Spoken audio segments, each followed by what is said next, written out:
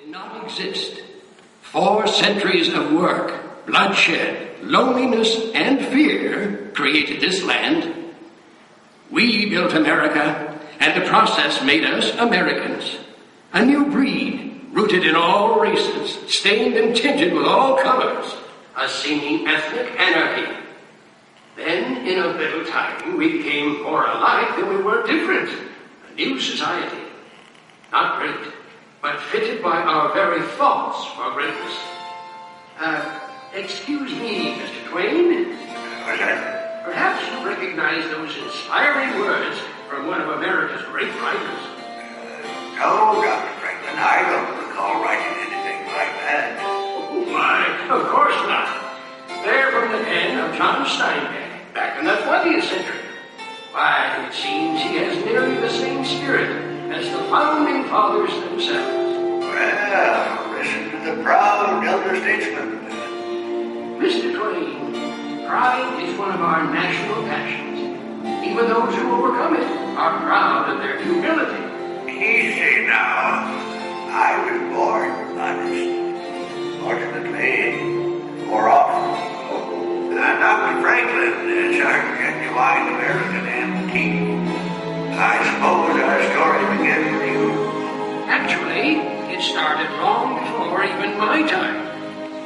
It started when dreams and visions of a new world were shrouded in the myths and legends of an old world.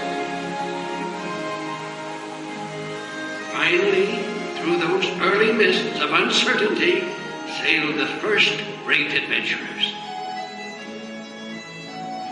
This tiny ship is the Mayflower, carrying pilgrims in search of their dream, a dream of religious freedom. So, if you pardon an old man's pride, for me, this is the beginning of the American adventure.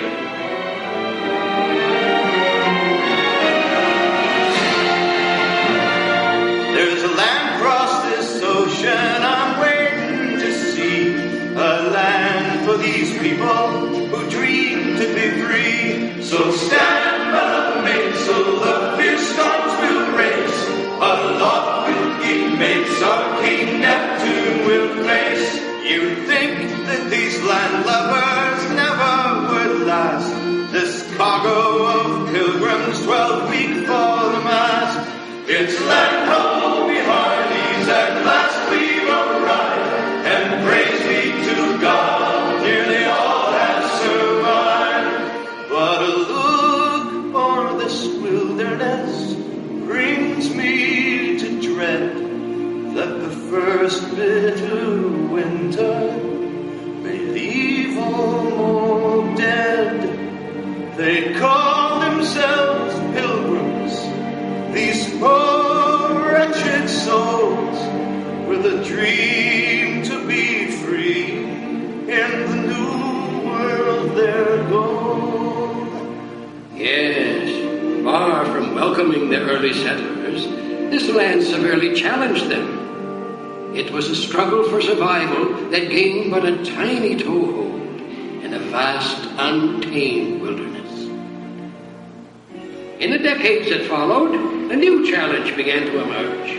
We were growing more and more apart from the mother country.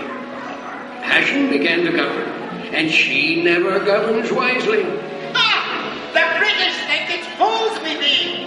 If they tax our trade, then our life be next, and soon all else we possess.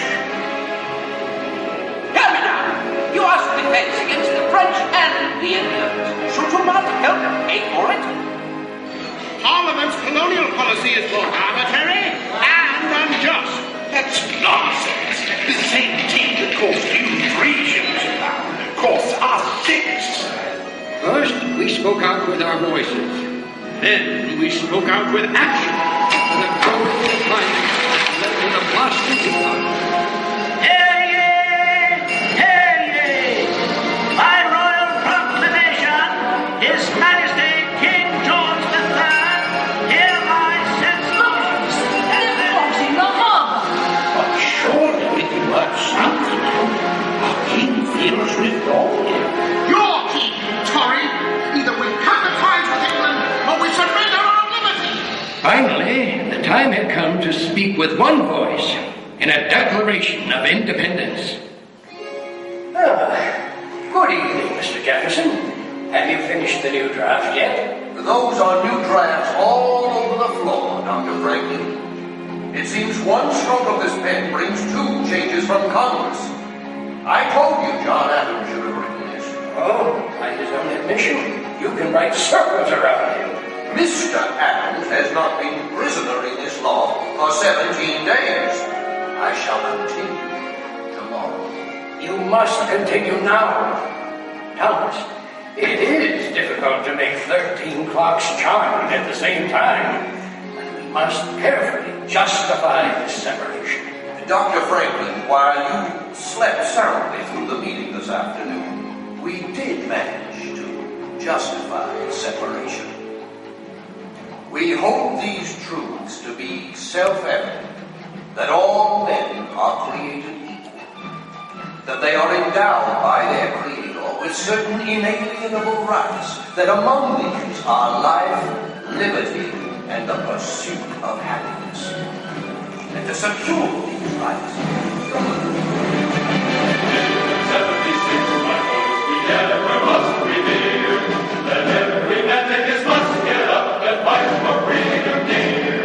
We'll hit the flags of the red for ranks as Yankee volunteers. Oh, 'tis a great delight to march and fight, but it's getting tough, I